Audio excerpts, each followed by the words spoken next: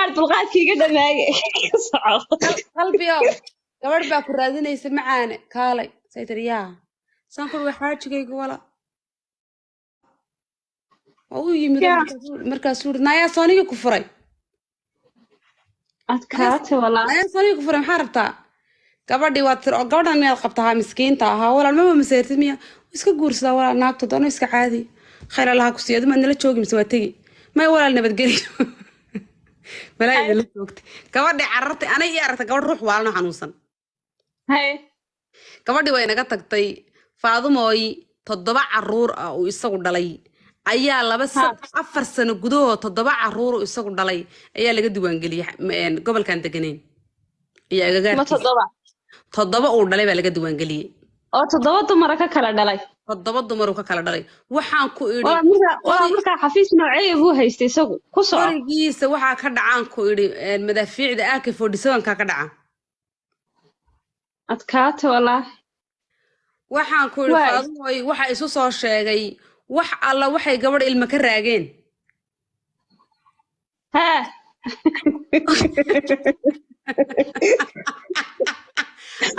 wax alla waxay gabadh ilma ka raageen wax alla wixii garoob u baahnayd ilma yar wax alla wixii garoob xiiqday unba isu tilmaameen isu sheegeen ninkaasi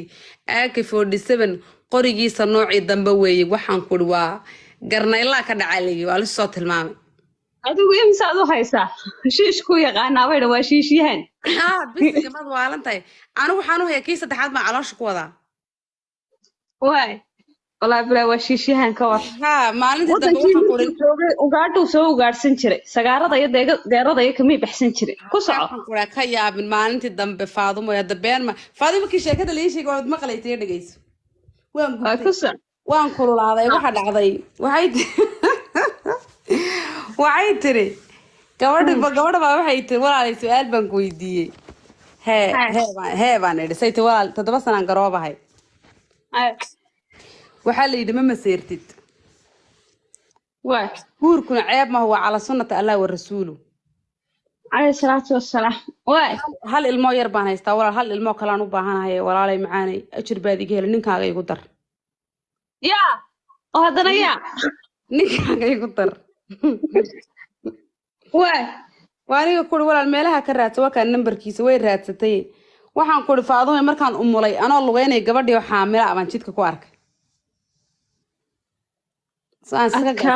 iska garta inay ninkayga oo isagu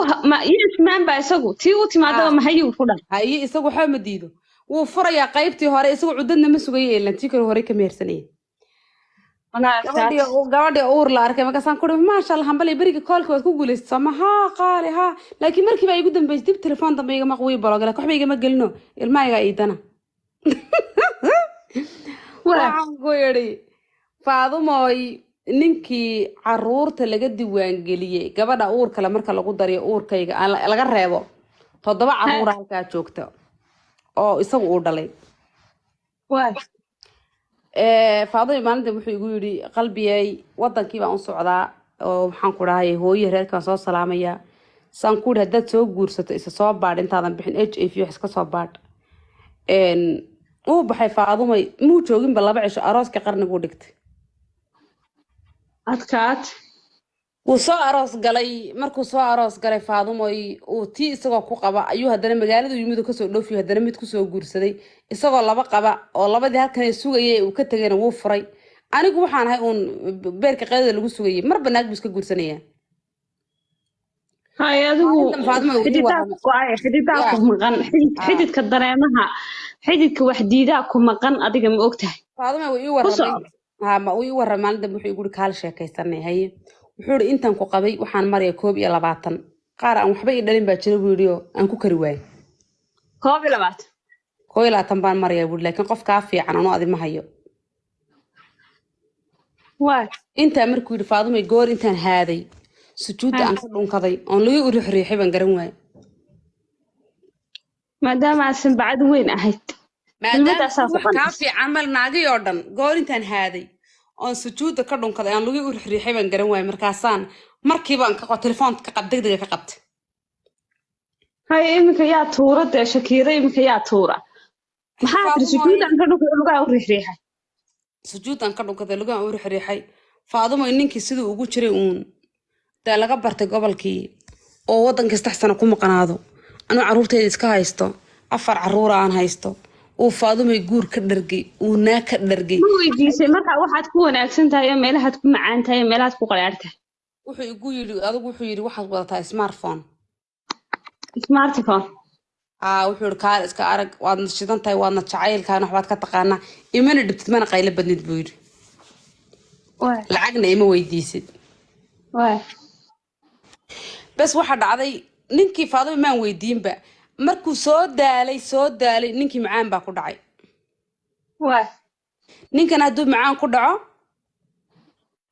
ma aragtay waa iska rafaadsan yahay Faadumo ninkii macaan baa ku dhacay wuu sakaraaday macaankii baa dilooday naagi oo dhan Faadumo ka soo qoostay dib dambe naag dambe ugu mid agtaydu ku soo ururay Faadumo waa maro caloosha waar baad markuu caafimaadka qabay marba meel buu ka booday marka hore hadda waar baa noqday caloosha iska duraya labada gelin baa caloosha iska duraya halkaas ku soo ururay Faadumo waxa soo booqanaya waxa la yiri xoorkii laga dhamay xagaa hore iyo xusuus baa geel lagu xirgaya caruur yar oo tiro badan baa soo booqanaya oo waxaan ku iri marmar telefoon kula hadlaya buug baa ugu qoran magacyada caruurta hebla wiilkeedii hebel gobolka sidaa gabadhii heble ahayd gabadhii ay dhashay ee reeqan sax ka sii ahayd wiilkii intaasuu jiraa xilligaa dhashay heble ay dhasheen isku guursanay sheekh hebel ii meheriyay buuga saas ugu qoran gabadhii saa ahayd gabadhii iga dhashay gabadhii habeenkii kaliya waxa ku qoran ilmaha qaar waxa ku qoran ilmihii habeen kaliya ku calool galay automatic baa ku qoran ilmaha qaar buug dhan baa buuxa keygana wuxuu ku qortay wiilkii la isku tababartay wuu qarinayaa moogta wiilkii la isku tabartay Faadumo ninkii soo sidii u hataankii huda walaal subscribe ku maasan tahay wiilkii soo sidii ugu sakarsanaa waarkaad sheegtay Faadumo waarkii halkii sidii u tiifay wuxuu anigu wadanka ma joogi karo waan ka tagayaa because waan xanuunsaday waxaad ogaataa waan iska tagayaa talabaad wuxuu adna waxba kuma tari karo qofkan waxa ma tari karo telefoonna ma qaban karo afartaada caruurta ah iyo adiga isla boodbooda markaad ay timaadaan wadankana salaan hadaad furitaan doonaysan aan ku furaaya Faadumo ninkii waa iska baxay waxa laga wadaa moogtay waxa weeyaan sheekadu in dumarka badan way dilaan ragga moogtay lixdii sidaa dheeraabay dhuuxeen ninkii isagoo calala Faadumo ayuu sariir ku ururay oo mara noqday wuu ba'ay wuu hoogay bidaar buu gashay wuu dhamaaday waxaan ku iri wuxuu yiri hal kalmaan ku sheegay abuu igu yiri intaanan ka tagin dabaday hadaad aragto dabaday jire waxaad ku tiraahaa buu yiri hashaada gabadh iska bismilayso hashaada gabadh iska bismilayso ku dhaguu yiri wuxuu yiri labada bagafal ninkii badsadaa halka badsadaa banaanan oo bidaar korkiisa weeyaan dumarka iyo jaadka dadka badsadaaba way dhamaadaan nolosha halkaas ku dambeysay macaan carbadna caloosha ka qaato anoonba gaadhinba konton jir inaan saa u balanbalanu hoogo waxaas anaa isu geystay intaan dambi kaa galan iyo cafi lacagtaana hoo anu waan guuray wadankii baan tagay Faadumo ninkan waan jecelahay inuu ifuro ma rabo hay furin baa iri